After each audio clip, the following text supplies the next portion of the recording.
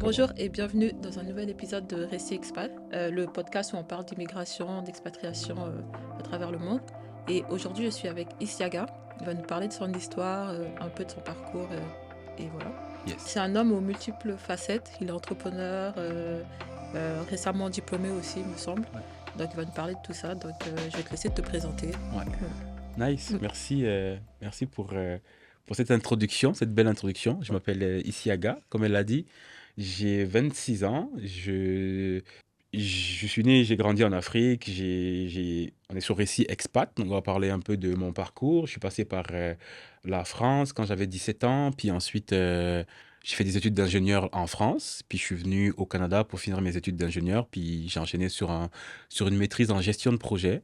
Donc j'ai mon diplôme d'ingénieur, ma maîtrise, et aujourd'hui je suis entrepreneur aussi dans le domaine du fitness parce que c'est ma passion, le fitness. C'est juste venu comme ça. J'aimais l'entrepreneuriat et j'ai essayé plusieurs choses avant l'entrepreneuriat et je suis juste naturellement revenu à ma passion qui est le fitness. Puis j'ai décidé d'entreprendre là-dedans et c'est super cool. C'est Ok. comme ça, brièvement, que je me présenterai. Et je voulais savoir aussi ton parcours d'immigration un peu. Yeah. Tu viens de quel pays La Guinée, La Guinée. ouais. Tu as fait Guinée, France, Canada, Canada. exact. Et pourquoi en fait le Canada? Pourquoi tu as choisi le Canada? T'es pas resté en C'est France une ou... super bonne question. Oui. C'est une super bonne question. Pourquoi le Canada? Parce que moi, j'avais beaucoup ce rêve américain un peu.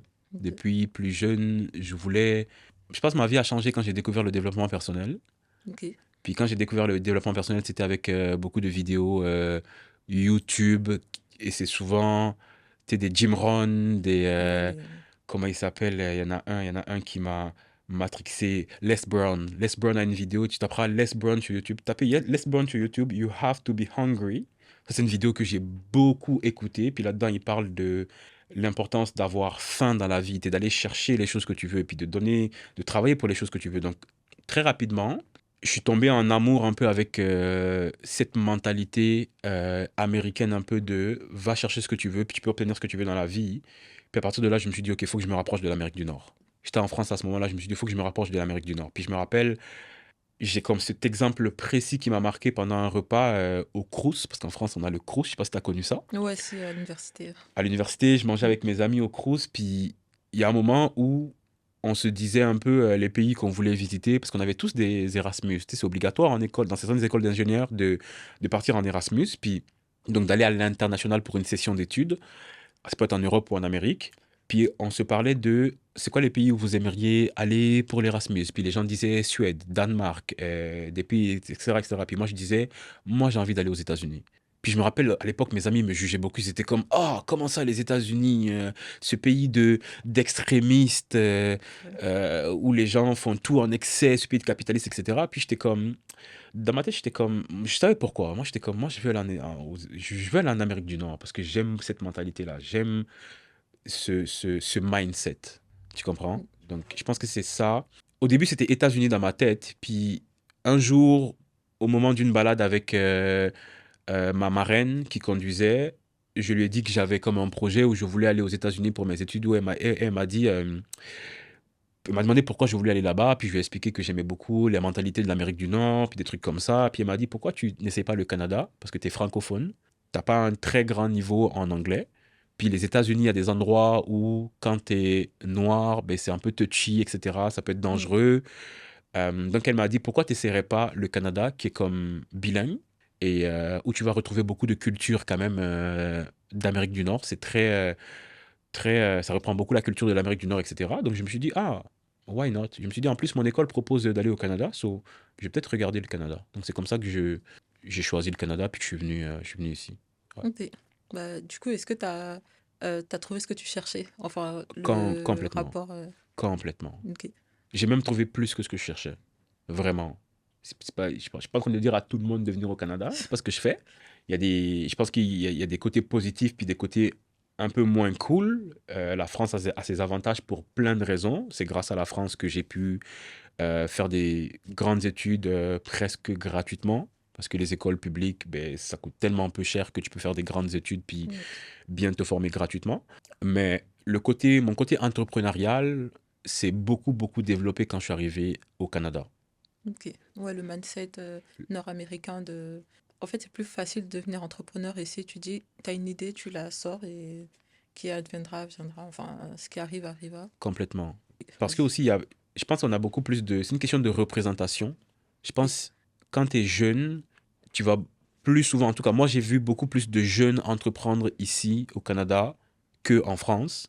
Donc, ça m'a juste ouvert l'esprit sur le fait que, oh, mais moi aussi, c'est possible pour moi. Je suis pas obligé d'attendre d'être à 30 ans pour créer quelque chose. Il y a des jeunes de 17, 18 ans qui entreprennent puis qui ont beaucoup de succès. Donc, ça m'a juste ouvert les yeux sur ces choses-là que je voyais peut-être un peu moins en France. Enfin, je pense que c'est plus tabou, enfin pas tabou, mais en Europe, qu'il y a moins de...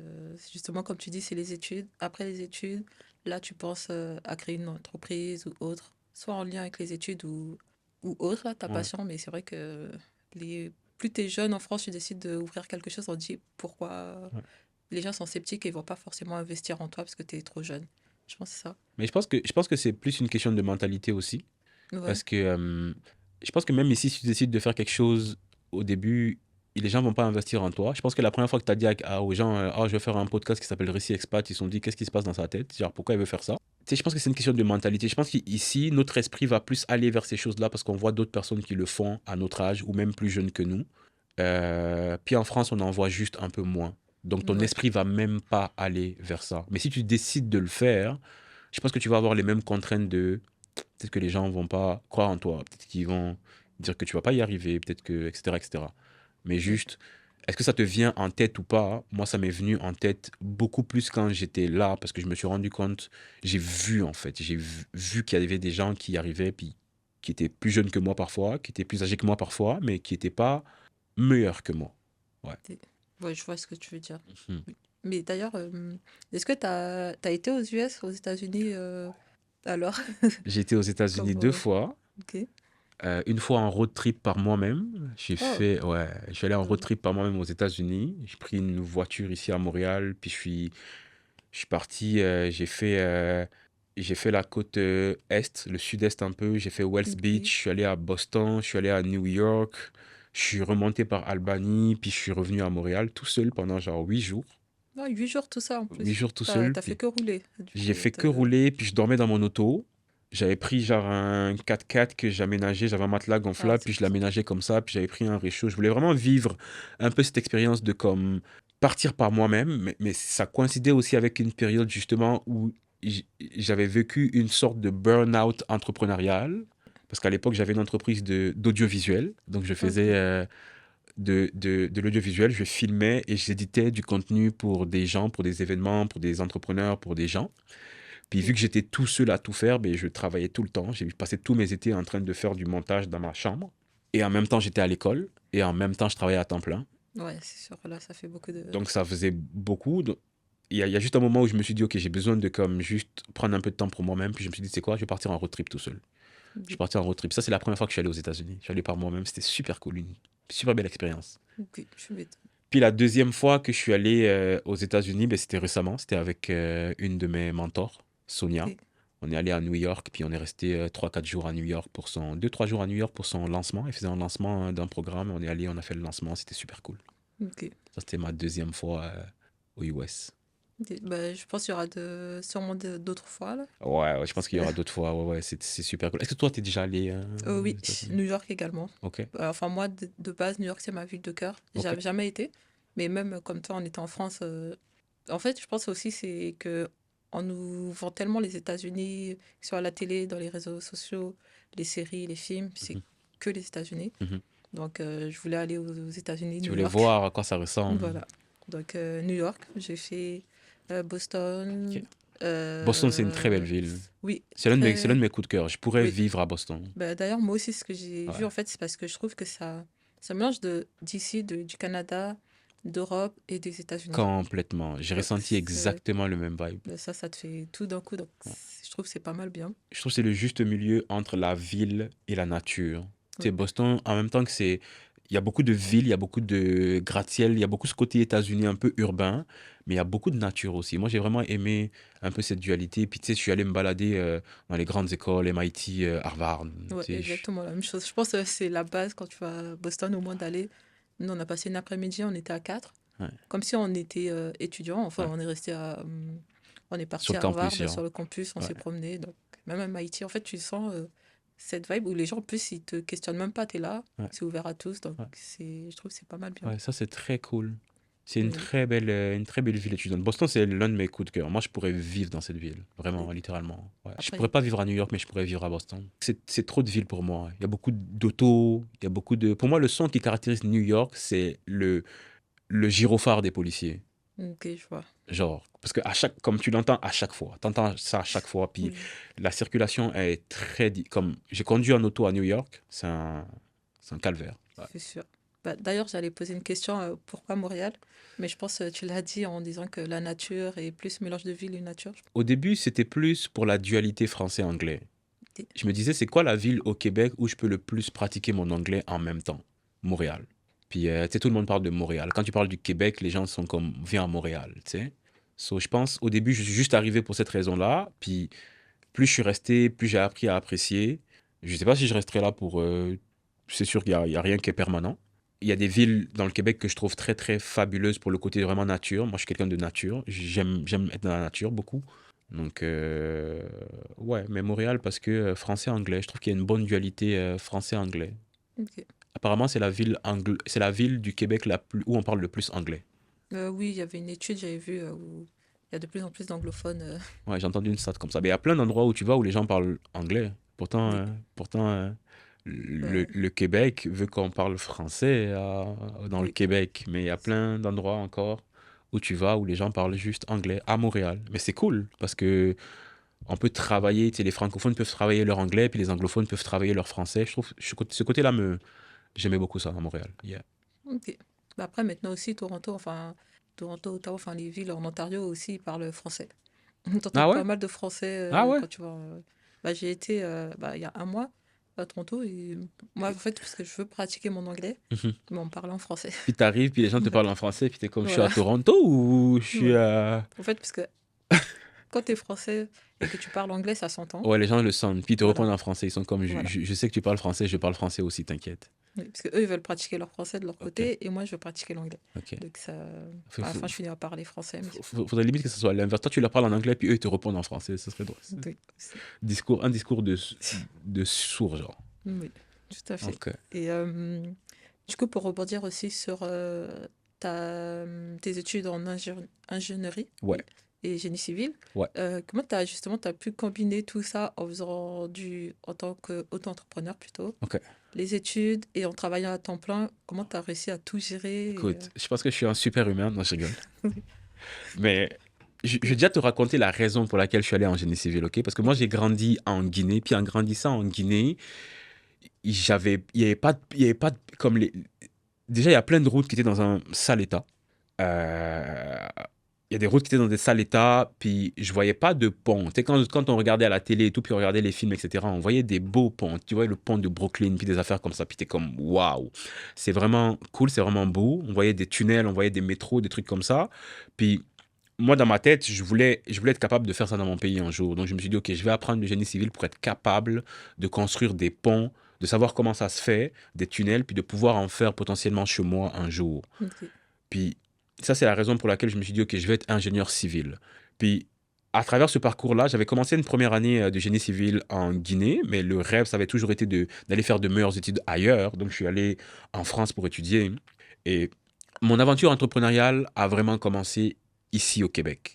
En France, c'était des aspirations. J'avais quand même commencé ma chaîne YouTube. Juste, je voulais faire quelque chose de différent dans ma vie. Je voulais euh, créer un impact. Je voulais inspirer les gens d'une certaine façon. J'ai toujours eu ça.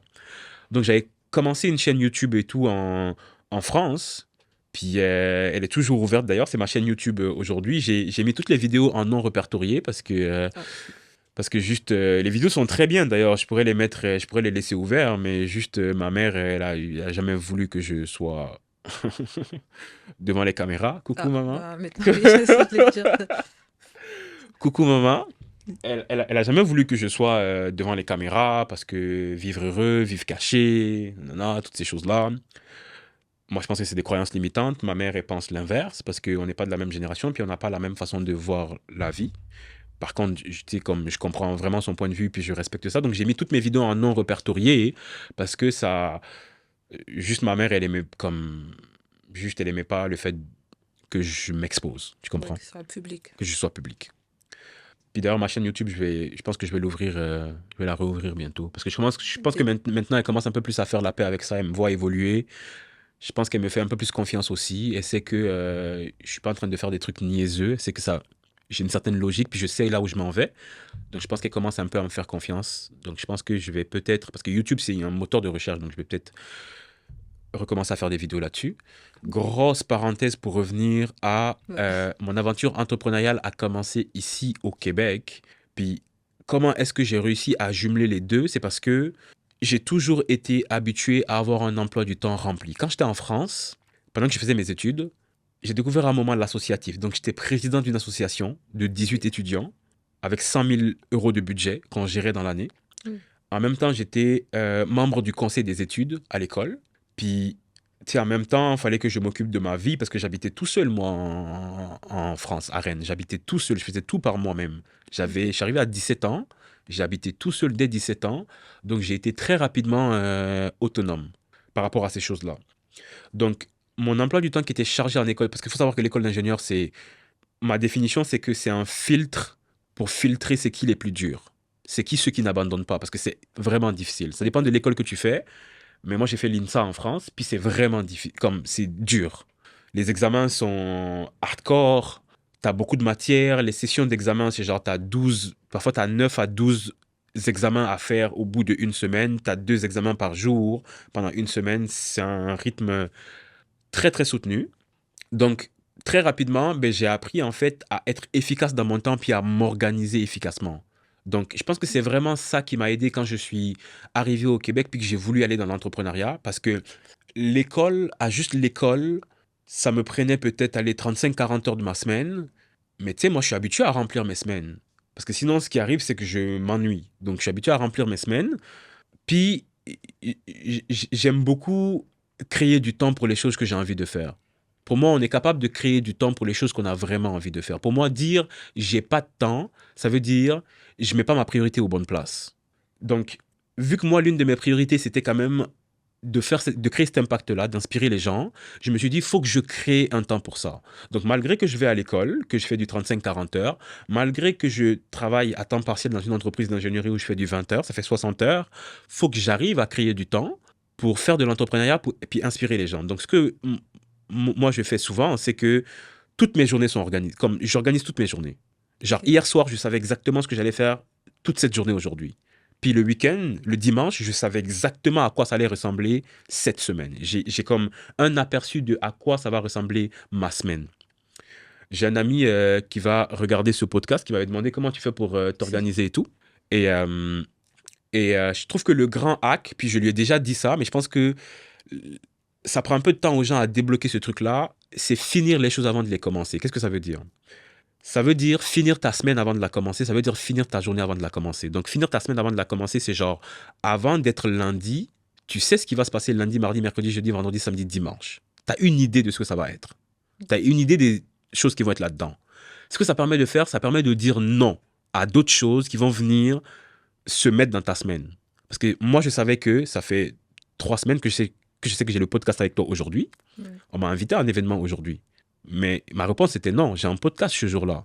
Puis, donc j'ai pris l'habitude rapidement aussi avec l'ingénierie, puis avec mon emploi du temps chargé, puis avec le fait que je devais tout organiser, j'ai pris l'habitude de tout organiser souvent, puis de tout structurer. Donc je pense que ça m'a beaucoup aidé quand je suis venu en entrepreneuriat, en même temps que j'étais en études, en même temps que je travaillais. Ok. À temps partiel au début, puis après à temps plein. Je vois, en fait, tu avais déjà ce mindset, en fait, l'esprit vraiment organisé. Parce que justement, vu que tu étais quand même pas mal chargé, et Mhm. aussi en même temps ce côté de, comment on dit, de pas lâcher prise. Mhm. Par exemple, tu dis, je sais que Ouais, j'ai ça à faire. ouais, En fait, tu sais pourquoi tu le fais, ouais. justement. Je pense que c'est ça qui Je t'a pense que je suis capable de créer du produit. temps pour n'importe quoi qui me tente. Quand Ok. quelque chose me tente, quand je suis comme ce podcast, j'ai envie de venir, je pense que je suis capable de créer du temps pour ça. Je pense qu'on est capable de créer du temps. Je pense que c'est une notion un peu... on a 24 heures dans la journée, mais on peut faire en sorte d'obtenir plus de choses de ces 24 heures-là. Parce qu'on a plein de temps qu'on perd facilement.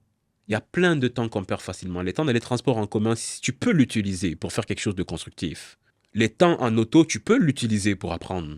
Mais c'est du temps perdu de base. Si tu te déplaces d'un point A à un point B et que tu écoutes de la musique, mais pendant ce temps-là, tu auras écouté de la musique. Mais une personne qui aura écouté un podcast pendant ce temps-là aura appris des choses, donc aura réussi à rendre ce temps productif quand même. Je ne suis pas non plus en train de dire qu'il faut rendre tout productif, mais j'ai en train de dire qu'on est capable de créer du temps. Moi, je suis capable d'écrire des scripts de vidéos pendant que je suis en train d'attendre dans une salle de réception. Tu vois? Ouais, tu maximises ton temps, quoi. Je maximise mon temps parce que j'en ai pas beaucoup. Puis j'ai l'impression que moins tu en as de temps, plus tu maximises ton temps. Ok. Plus tu as de temps, puis moins tu vas avoir tendance à le gaspiller. Ouais, moi, je suis plus, je vois. C'est souvent, on gaspille les ressources qu'on a en Ouais. abondance. Mais quand on n'a pas beaucoup, tu es comme, OK, il faut que je gère bien les choses.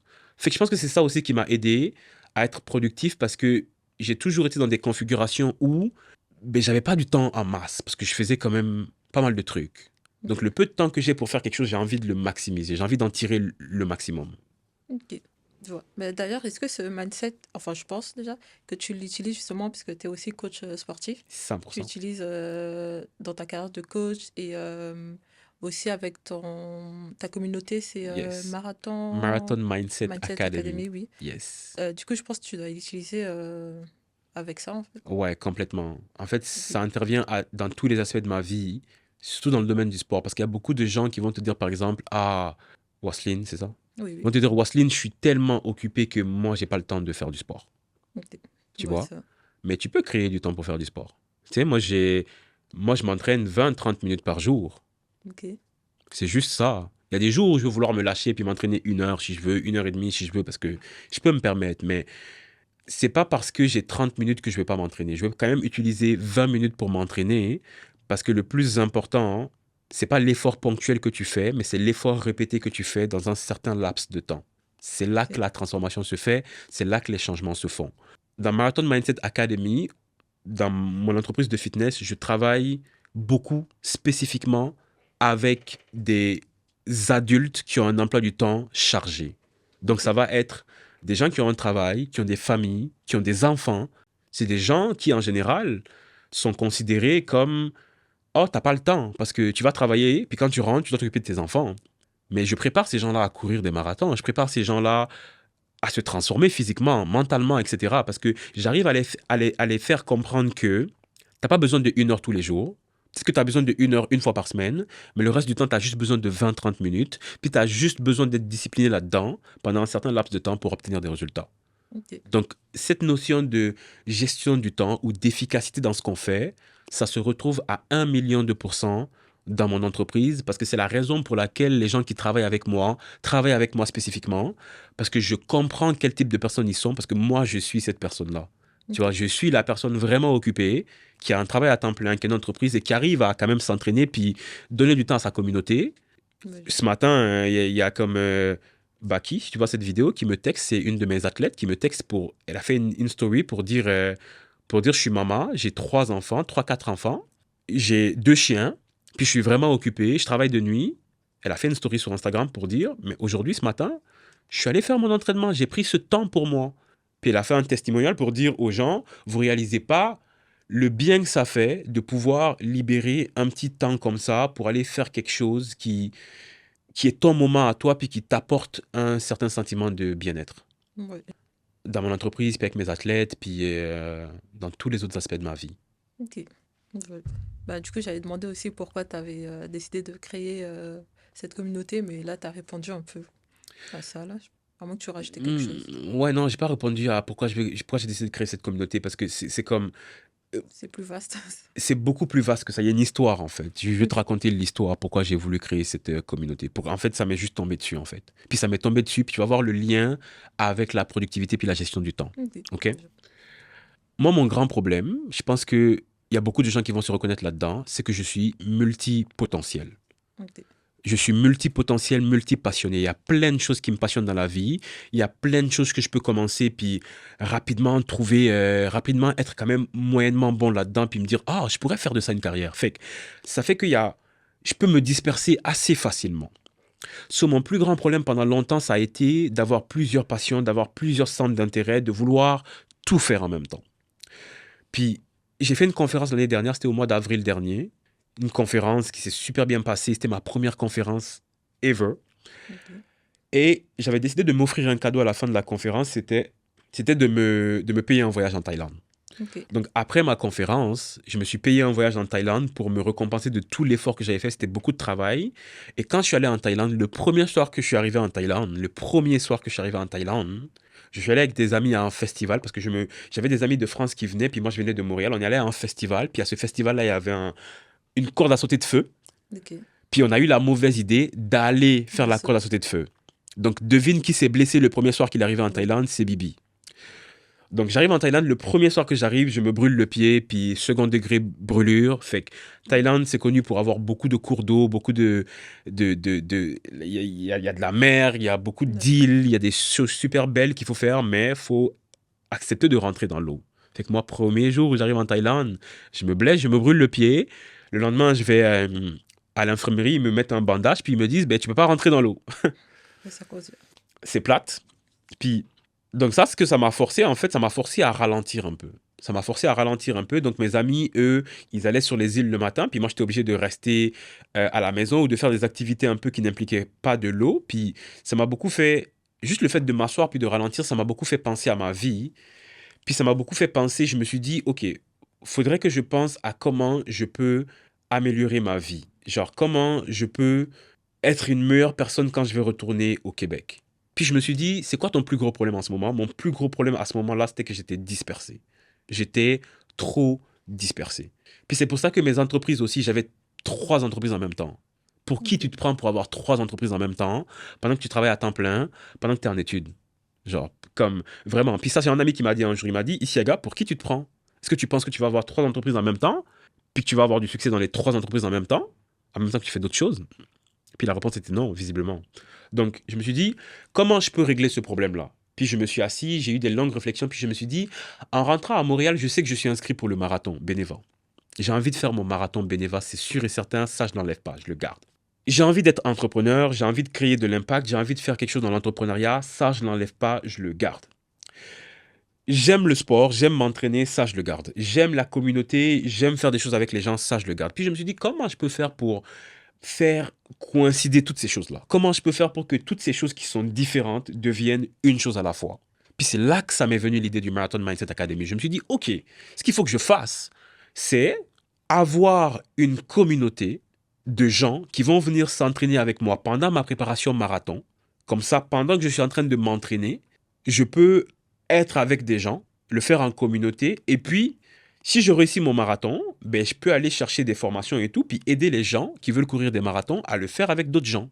C'est vraiment de là que l'idée est venue, mais l'idée est venue dans un souci au début d'optimiser mon temps, d'optimiser toutes les choses dans lesquelles je mettais mon énergie. Donc c'est quand même venu dans une approche d'efficacité, de me dire comment je peux être efficace dans toutes mes passions, puis comment je peux faire en sorte que toutes ces choses-là soient une chose. Puis c'est comme ça que ça m'est venu l'idée du Marathon Mindset Academy. Ok, je vois. Quand je suis revenu au Québec, j'ai commencé à faire mes plans et tout par rapport à ça. J'ai commencé à filmer mes vidéos et tout, mes ads, où je disais aux gens, venez courir avec moi. Au début, il y a 4 personnes qui sont venues, c'était mes amis. Puis après, j'ai fait des publicités et tout, il y a 7 personnes qui venaient. On est resté pendant des mois à 7 personnes, puis à un moment, c'est monté, c'est devenu 10, puis 12, puis 14, puis là, c'est comme 30, 40 personnes qui viennent parfois. Ok. On est une Ça communauté de 500 et quelques personnes. Il y a 550 personnes sur mon groupe WhatsApp, de gens qui rotationnent toutes les semaines, toutes les séances, en 1 an et 1 mois. C'est comme 1 an et 1 mois. C'était un mois de mai dernier que j'ai fait ma première vidéo là-dessus pour inviter les gens à venir courir avec moi. Là, on est au mois de juin, juillet bientôt. 1 an et 2 mois après, voici ce que j'ai fait, mais parce que j'ai réussi à mettre mon focus sur une chose à la fois. J'ai toujours eu des coachs dans ma vie, puis l'un de mes coachs, il me répétait souvent ça, il me disait, tu as beaucoup de potentiel, mais je veux que tu arrêtes d'être dispersé. Je veux que tu fasses du laser focus. Je veux que tu focuses ton énergie dans une seule chose. Puis je pense que c'est ça qui a fait que le Marathon Mindset est devenu aujourd'hui une entreprise. C'était juste une idée, c'est devenu une entreprise à cause de ça, du Ok. focus. Bah, d'où le nom aussi, du coup, qui Marathon va bien. Mindset Academy, ouais. C'est vraiment Ok. le mindset de marathonien. Puis le mindset de marathonien, ça veut dire beaucoup de choses. Des- Ça a beaucoup de liens qui n'ont rien à voir avec le sport, qui se manifestent vraiment dans la vie de tous les jours aussi. Ouais. Ok. Bah, en parlant de ça, d'ailleurs, bah, pour toi, justement, faire un marathon, Mhm. c'est plus physique ou mental? Et 20% physique, 80% mental. Ok. Le plus gros Et- travail se fait dans la tête. Puis le plus gros travail de toute façon, peu importe c'est quoi votre domaine d'activité, se fait dans la tête. Vous allez avoir plus de mal à vous convaincre dans votre tête que vous êtes capable de faire quelque chose que de le faire. Alex Hormozy disait qu'il y a un... Alex Hormozy, je vais citer Alex Hormozy qui cite un de ses mentors. So, Alex Hormozy disait qu'un de ses mentors lui disait que la chose la plus difficile dans la vie, c'est de figure out ce que tu veux faire. ok. Vraiment de figure out ce que tu veux faire. C'est ça le plus difficile dans la vie. Mais une fois que tu as figure out ce que tu veux dans la vie, l'atteindre, c'est le plus facile. Mais le plus difficile, c'est de figure out qu'est-ce que je veux dans ma vie. Donc, beaucoup de travail se passe dans la tête. Puis pour un marathon, énormément de travail se passe dans le mental. Puis c'est ça l'avantage. Les gens pensent que c'est un challenge physique, oui, mais c'est surtout et surtout un challenge mental. Ça explose juste les barrières mentales qu'on se donne par rapport aux choses qu'on peut accomplir. Ouais. Fait que si tu peux l'accomplir physiquement, si tu peux accomplir quelque chose que tu ne pensais pas être capable physiquement, tu peux aussi le faire financièrement. Tu peux aussi le faire mentalement. Tu peux aussi le faire dans d'autres aspects de ta vie. Puis c'est là que se crée la vraie transformation. Il faut accepter de le faire, puis en le faisant, on se rend compte qu'en fait, notre seule limite, c'est les limites qu'on s'impose. La seule limite à ce podcast-là, c'est les limites que tu te donnes. Tu pourrais faire un podcast avec le Premier ministre du Canada, si tu veux, Oui. si tu te donnes les moyens. Puis si tu restes assez longtemps dans le game, Bah, c'est ça aussi. ce podcast-là pourrait toucher l'expatrié le plus inatteignable que tu as en tête aujourd'hui. Parce que ça s'appelle Récit Expat. Ça raconte les histoires des expatriés. Ouais. Donc, si toi, tu ne te donnes pas de limites, tu peux aller toucher des gens que tu n'imaginais même pas que c'est possible. Mais il faut juste pas que tu te mettes de limites. Puis il faut que tu aies cette envie, même pas cette envie, faut que tu oses rêver grand, en fait. Faut que tu oses te dire, je vais être capable de faire ça. C'est la première étape.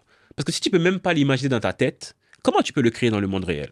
Donc, au moins, il faut se donner la liberté, la possibilité de pouvoir rêver de ça. Parce que si tu peux même pas rêver d'eux, mais là, c'est sûr, c'est mort. Oui, après, c'est sûr. Mais après aussi, il y a que. En fait, l'être humain, on a trop de. On se met des limites. Mhm. Tu vois, on se met des limites et aussi on se dit qu'il y a des objectifs qui sont inatteignables, on va Mhm. dire. Il y a Donc, c'est aucun... ça aussi. Il y a des objectifs qui sont réalistes, puis d'autres un peu moins réalistes. Ouais, voilà, c'est ça plus. Mais inatteignables, s'il y a un humain qui est capable de le faire dans le monde, tu es capable de le faire dans le monde. Peut-être que ça va te prendre plus de temps, peut-être que ça va te demander plus de ressources, peut-être que ça va te demander de te casser la tête pendant des mois à figurer out comment ça marche. Mais s'il y a une seule personne sur Terre qui est capable de le faire avec, qui est un humain comme toi, qui respire, qui mange, puis etc., ben, si tu te donnes les moyens, tu peux y arriver. Je ne vais pas entendu dire que tu vas y arriver demain, ou dans un mois, ou dans 2 mois, ou dans 1 an, ou dans 10 ans. Peut-être que tu vas y arriver dans 50 ans. Il y a des objectifs qui prennent beaucoup plus de temps à arriver. Mais tout est possible. Tout est Ok. possible. Bah, Ouais. merci. J'aime bien ce mindset en fait, de pas se mettre de limites, justement. De dire, tu vas y arriver un jour ou l'autre. Comme tu as dit, dans 50 ans, mais au moins, ton objectif de vie, tu l'auras atteint. C'est ça le mindset de marathonien, by the way. Ok, c'est ça C'est là ça le mindset de marathonien. Je l'ai compris après. J'ai appelé le truc. C'est fou parce qu'il y a des choses qui m'arrivent dans la vie que je comprends pas, ok? J'ai appelé le truc Marathon Mindset Academy. Ok. Puis quand j'ai couru mon marathon, il y a beaucoup de réalisations qui me sont venues. Je me suis dit, ok, c'est ça le mindset de marathonien. Parce qu'il y a un truc qui m'est arrivé pendant le marathon, c'est que au 37e kilomètre, j'ai frappé ce qu'on appelle le mur. Frapper le mur, c'est genre arriver à un niveau où ton corps te lâche. Tu as dépensé tellement, tes réserves sont tellement vidées que toi-même, moi, j'irai pas au-delà de là. Puis quand ça t'arrive, ce qui arrive, c'est que, comme son nom l'indique, tu as l'impression que tu as un mur en face de toi, que tu ne peux pas passer. Et quand ça s'est arrivé, pour moi, dans ma tête, ce qui s'est passé, c'est que je me suis dit, parce qu'à chaque fois que j'espérais que j'étais rendu au bout, j'étais pas rendu au bout. À chaque fois que je pensais que c'était fini, c'était pas fini. Et il y a un moment où je me suis dit, tu sais quoi, je m'en fous d'à quel moment je vais arriver au bout. Je vais juste continuer à mettre un pied devant l'autre. Si j'arrive à la fin le lendemain, c'est pas grave. Tout le monde sera parti, j'aurai pas de médaille, mais au moins je l'aurai fait. Et pour moi, c'est ça le mindset de marathonien. Puis comment ça se matérialise dans la vie, c'est peu importe l'objectif que tu as, une fois que tu as fixé l'objectif, Ce que tu as à faire, c'est déconnecter de l'objectif et commencer à faire les actions qui vont t'amener vers l'objectif, pas à pas. Mais si tu es trop focus sur l'objectif, tu es comme j'ai envie d'aller là, j'ai envie d'aller là, j'ai envie d'aller là, tu peux te décourager en cours de route puis te dire ah, c'est trop loin, j'abandonne, je vais faire autre chose. Mais si tu te dis je vais faire les petites actions et je m'en fous de à quel moment je vais arriver à l'objectif, c'est sûr qu'à un moment tu vas arriver à l'objectif, puis ça va arriver plus vite que ce que tu penses. Ok, je vois ce que tu veux dire. C'est ça le mindset de marathonien.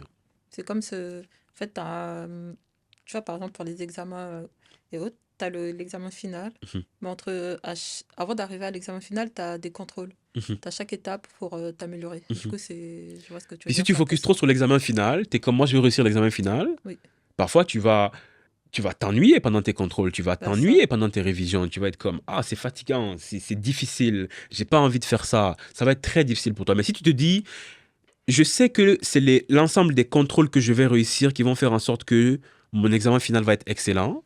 Donc là, je vais m'assurer de faire tous mes contrôles comme ça se doit, puis de bien tous les valider. Puis si tu focuses juste sur ça, tu vas arriver à la fin de l'année, puis tu auras juste d'excellents résultats, mais en ayant peut-être dépensé moins d'énergie mentale, en ayant peut-être dépensé moins de jus mental que la personne qui a trop de focus sur son examen, puis qui toutes ses révisions sont des souffrances. Oui. Tu comprends? Ouais. C'est ça le mindset de marathonien. C'est genre, je ne sais pas quand est-ce que je vais arriver au bout de mes rêves, je ne sais pas quand est-ce que je vais arriver à mon objectif, mais je sais que si je continue d'avancer dans cette direction-là, il y a un moment où je vais y arriver. Ça se peut que ça soit demain, ça se peut que ça soit dans un mois, ça se peut que ça soit dans un an, mais si je continue d'avancer, il n'y a aucune raison que j'y arrive pas. Parce que la direction, c'est par là. Je vois. Bah, là, j'aurais une question. Enfin, la question, ce serait plus le Issa Mhm, de 17 ans. mhm. Tu l'aurais dit quoi maintenant? Ouh, Enfin, ça c'est Issaga une plutôt, bonne désolé. Ça a été, question. Ça, c'est une excellente question. Qu'est-ce que j'aurais dit au Isiaga de 17 ans? Waouh, ça, c'est une excellente question. Ça fait longtemps que je ne me suis pas posé cette question. ouais. Mais voilà, là, c'est l'occasion. Qu'est-ce que je dirais au Isiaga de 17 ans? Ok, laisse-moi réfléchir 2 secondes. Non, t'inquiète. Je lui dirais 3 mots. Ça serait tu es assez. Ok. Je dirais au Isiaga de 17 ans, tu es assez. Tu es assez beau. Tu es assez intelligent. Tu es assez travailleur. Tu es assez pragmatique. Tu es assez motivé. Tu as tout ce qu'il te faut pour réussir. Parce que le Isiaga d'il y a 17 ans n'avait pas confiance à cette capacité qu'il était assez. Il pensait qu'il avait besoin qu'on vienne le sauver ou qu'on vienne le valider. Ok. Le Isiaga d'il y a 17 ans avait besoin de validation extérieure pour se sentir validé, pour se sentir aimé. Donc, Donc, je lui dirais, t'as pas besoin de validation extérieure. Tu as déjà tout ce qu'il te faut pour être ce que tu veux être. Tu as tous les outils. Tu as juste besoin de t'asseoir, définir tes objectifs, focuser là-dessus, puis travailler pour l'atteindre. Mais tu es assez intelligent pour y arriver. Tu as assez de ressources physiques et mentales pour y arriver. Ouais, juste tu es assez. T'as pas besoin de ne pas être aligné avec tes valeurs pour fitter dans un cercle social. T'as pas besoin de ça.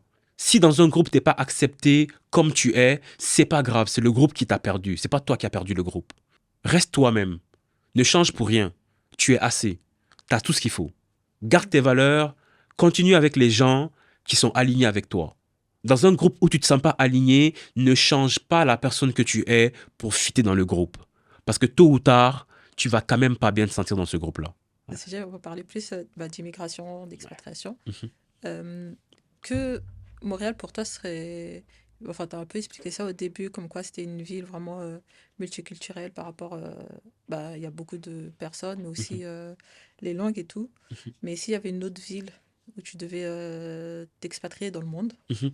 ça aurait été laquelle? Pour toujours ou juste un moment? Bah, on peut faire les deux. Si tu veux, Ok, si t'en as un pour toujours et un ok. pour Donc, supposons si on me un mois. dit, ok, tu as une ville dans le monde où tu peux vivre pour le restant de tes jours, Oui. c'est une question très difficile parce que je pense que j'ai pas assez voyagé pour savoir ça. Je pense que Oui. je ne sais pas ce que je ne sais pas. Il y a des villes dans le monde que j'ai pas vues. J'en ai vu quelques-unes, mais je pense qu'il y a des villes extraordinaires que j'ai jamais été. Comme ça, si on a envie de jouer le jeu, puis on a envie de se baser juste sur les villes que j'ai visitées, Oui. Ouais. je pourrais vivre à Boston. Ok. Je pourrais vivre à Boston, vraiment.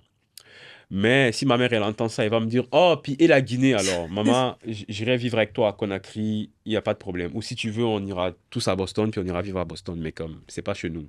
Bon, on n'est jamais mieux que chez soi. Donc, ouais, peut-être chez moi, en fait. Peut-être chez moi, en fait. Peut-être à Conakry, en fait. Parce qu'en fait, il y a tellement de changements à apporter là-bas que vivre pour toujours, je pense qu'on n'est jamais mieux que chez soi.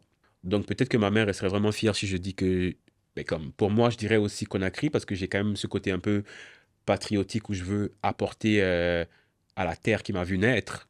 Mais si je, comme, je pense que je suis un nomade un peu dans la vie. Je pense que je suis pas fait pour être sédentaire. Je pense que je suis fait pour bouger, puis visiter des villes, puis vivre un petit moment ici, un petit moment là, un petit moment là, créer de la valeur, inspirer des gens, bouger, parcourir le monde, faire des conférences, être avec des gens qui m'inspirent. Puis tu sais, juste conquérir en fait.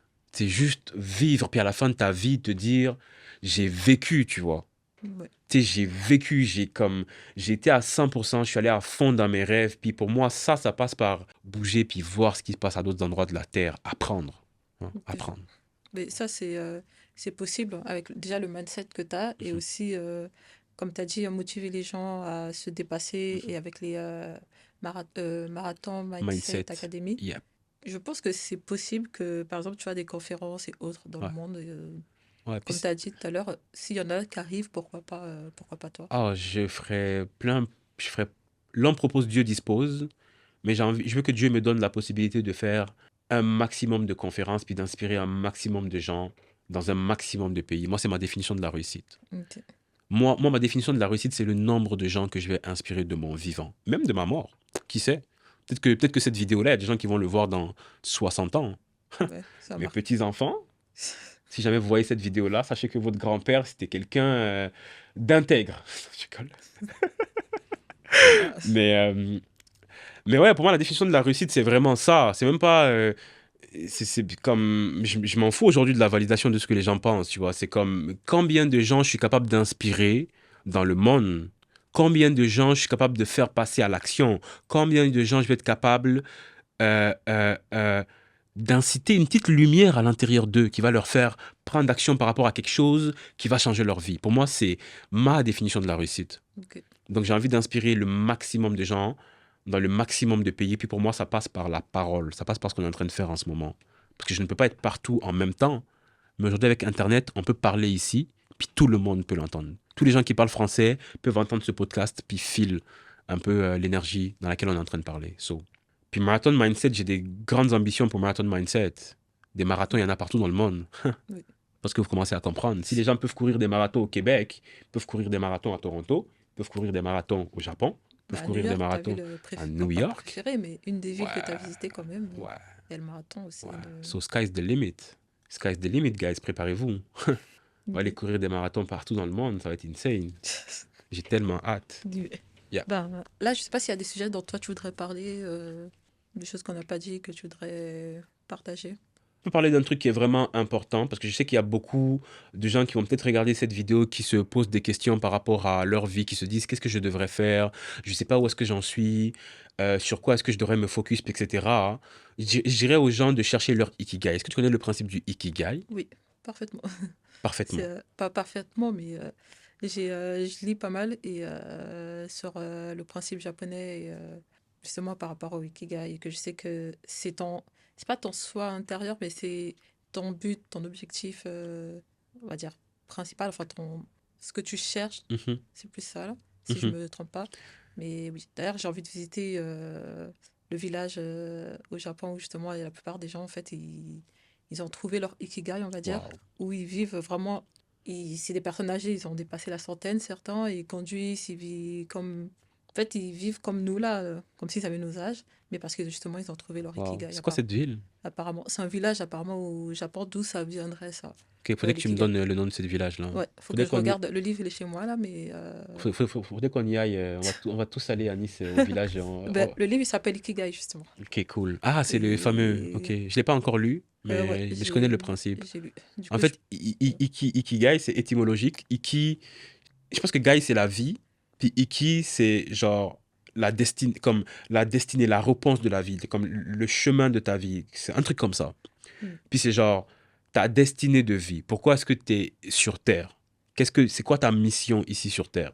Puis, je sais qu'il y a beaucoup de gens, souvent, hein, qui sont dans des phases, j'étais dans cette phase-là aussi, de me dire, je ne sais pas sur quoi focus, je ne sais pas où mettre mon énergie, je ne sais pas sur quoi me concentrer. Puis je dirais à ces gens-là de chercher leur ikigai. Puis il y a beaucoup de gens qui vont me dire, c'est compliqué, c'est vague, je ne sais pas comment y arriver, etc. Commence par définir tes valeurs. Est-ce que tu connais tes 3 valeurs principales?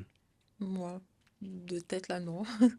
Parce que en vrai, c'est pas des trucs comme tu disais, faut chercher là, faut les connaître, mais c'est pas Mhm, des choses qu'on connaît on va dire, on est inné avec. mhm, Par exemple, là, comme tu m'as posé la question, je suis là, il faut que je réfléchisse longtemps pour trouver. mhm. Donc, je Puis vois. pourquoi je te pose cette question-là, c'est parce que je t'ai parlé tantôt de mon pattern de j'étais très multipotentiel, donc très dispersé, je voulais faire Oui. plein de choses en même temps. Puis à un moment, j'ai eu un coach qui a complètement compris quel type de personne j'étais. Ok. Puis il m'a dit, Isiaga, je vois très bien quel type de personne tu es. Tu es le type de personne qui va plus aller en surface sur beaucoup de choses versus en profondeur sur une chose. Et quand tu es une personne qui est très dispersée, etc., puis tu veux accomplir quelque chose de ta vie, il faut que tu acceptes pour un certain temps d'aller en profondeur sur une chose. Au lieu d'être en surface sur plein de choses, il faut que tu acceptes d'aller en profondeur, plus profond, mais sur une chose. Puis, pour faire ça, ce qu'il m'a dit de faire, il m'a dit, il faut que tu définisses ton arc de tir. Ok. Parce que mon arc de tir était très large. Raymond Brisebois, si jamais tu vois cette vidéo. Il m'a dit, tu vas très large sur plein de choses. J'ai envie que tu définisses ton arc de tir, puis que tu dises, moi, c'est ici que je vais tirer. C'est un principe dans l'armée que tu retrouves dans toutes les armées du monde. Ils ont un exercice qu'ils font à un moment où c'est genre, on te définit un arc de tir, puis on te dit, tout ce qui se passe dans cet arc-là, tu peux tirer à n'importe quel moment. Mais s'il y a quelque chose qui se passe en dehors de cet arc-là, tu n'as pas le droit de tirer parce que tu pourrais faire mal à un de tes collègues, tu pourrais faire mal à une personne, tu pourrais tirer sur quelqu'un, un de tes collègues, etc. So, comment ça se matérialise dans la vie? C'est que parfois, on veut juste faire plein de choses, on est comme ça, donc on dit oui à toutes les propositions, puis Mm. on se retrouve à la fin à burn-out, puis à dire je ne sais pas ce que je veux, etc. Puis le principe, c'est de définir ton arc de tir. Puis comment tu définis ton arc de tir? C'est en définissant, numéro un, c'est quoi tes 3 valeurs qui l'emportent sur tout le reste. Il y a une liste de 184 valeurs. Si tu tapes liste 184 valeurs sur Google, tu vas le trouver. Puis l'exercice qu'il m'avait fait faire mon coach, il m'a dit, j'ai envie que tu choisisses là-dedans 14 valeurs qui te représentent le plus. Ça ne veut pas dire que les autres valeurs ne te représentent pas, mais juste j'ai envie que tu en choisisses 14 qui te représentent le plus. Tu en choisis 14. Puis il te dit, prends le temps, 1 semaine, 2 semaines après, reviens là-dessus, puis j'ai envie que dans les 14 valeurs que tu as choisies, que tu en retiennes juste 3. Ça ne veut pas dire que les autres valeurs ne sont pas importantes pour toi, mais ça veut dire que tu dois placer 3 sur le podium. C'est genre, ces 3-là. Puis, ce que ça va t'aider quand tu définis ces 3 valeurs primordiales-là, c'est que ça va te permettre de définir ton arc de tir. Par exemple, moi, mes 3 valeurs principales, c'est discipline, service et respect. Donc, toutes les actions, toutes les décisions que je vais prendre dans ma vie, je vais me poser la question, est-ce que cette décision me permet d'affirmer ou de confirmer un peu plus ma valeur de discipline? Est-ce que cette décision me permet d'être au service des gens? Et est-ce que cette décision me permet de me respecter puis de respecter un peu plus les gens avec qui je suis? Puis si la réponse elle est oui, oui, oui, je la prends tout de suite, cette décision. Ok. Et si la réponse elle est non pour l'une d'entre elles, je commence à réquestionner la décision. Puis ce que ça permet de faire, c'est au lieu d'être comme ça, broad, j'ai touché le micro, au lieu d'être comme ça, broad, ce que ça permet de faire, c'est vraiment peut-être aller plus pointu, choisir plus précisément les choses sur lesquelles tu as envie de travailler. Pas parce que les autres choses ne sont pas importantes, mais parce que tu décides j'ai envie de faire, j'ai envie de faire un peu moins les choses qui me tentent pour passer plus de temps sur la chose qui me tente le plus. Fait que ça, je rajouterais ça à des gens qui sont comme, je sais pas sur quoi me concentrer, je sais pas quoi faire, puis stop. Yeah. Dès que c'est un peu perdu. Un peu perdu. Après, ça, c'est. Ou qui sont en réquestionnement. Après, je veux dire, ça, c'est. En fait, en ce temps-ci, je pense qu'il y a une grande majorité des personnes qui sont ça, une grande génération aussi, là. Mhm. Je dirais qui est pas mal perdue, qui savent pas quoi faire, parce qu'en plus, aussi avec l'arrivée des réseaux Ouais, sociaux, de l'IA, ouais, ce genre de choses, plein de gens se sont mis à questionner leur existence, on va dire, ouais. de quoi faire. Donc, je C'est vois. la fameuse illusion du choix. Ok. On a tellement de choix qu'on pense qu'on a le choix, mais en fait, on n'arrive pas à décider parce qu'on a beaucoup trop de choix. Je vois. C'est comme si tu arrives dans un magasin, puis je te dis, tu veux l'option A ou l'option B? Tu vas me dire l'option A ou l'option B? Mais si j'arrive, puis je te montre 10 choses, puis je te dis, tu as l'option 1, 2, 3, 4, 5, 6, 7, 8, 9, 10, tu vas tout de suite commencer à dire, oh, je sais pas, puis à regarder, puis à réfléchir, puis finalement, tu vas dire, oh, finalement, je sais pas, je vais réfléchir. Je reviens te voir dans 2 jours. Tu Tu veux sais? pas. Puis finalement, tu reviendras jamais. Mais tu sais, c'est la fameuse illusion de choix. On a tellement l'impression d'avoir du choix aujourd'hui que finalement, on prend pas de décision parce qu'on a trop de choix, puis on pense trop à beaucoup de choses. Ok, je vois. Bah, Mais moi je pense aussi. que ça vient aussi avec les réseaux sociaux, etc. On a beaucoup de choses qui sont à disposition. On est un peu une génération où on veut énormément de choses rapidement. Génération Amazon Prime. Je commande aujourd'hui, demain je le reçois chez moi. Je commande le succès aujourd'hui, demain je le reçois. Je commence mon podcast aujourd'hui, demain je vais être à 100 000 vues. Tu sais? Alors que ça marche pas comme ça dans la vraie vie. Dans la vraie vie, ça prend beaucoup plus de temps pour que les choses arrivent. Tu sais? J'ai toujours un mot de la fin, puis c'est mon mot de la fin préféré en ce moment, c'est croyez en vos rêves, puis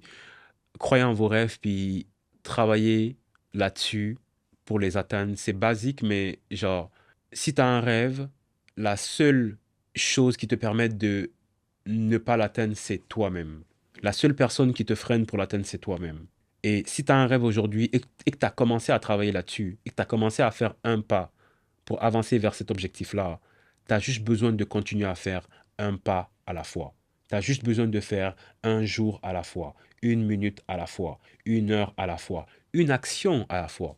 Mais si tu continues à faire une action à la fois, il y a un moment où tu vas arriver à ton objectif.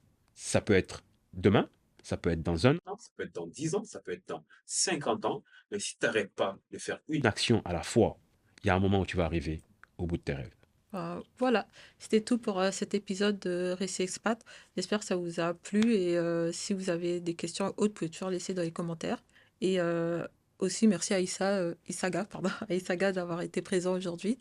Et où on peut te retrouver sur les réseaux ou Merci pour l'invitation, Facebook. Roselyne. C'était très cool. J'ai vraiment aimé l'expérience. Mon Aussi. Instagram, c'est isbangoura, donc ISS-du-bas Bangoura, Bangoura.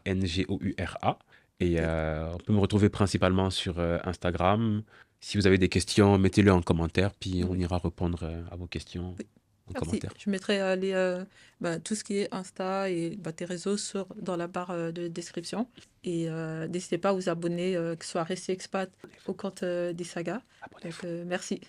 Abonnez-vous.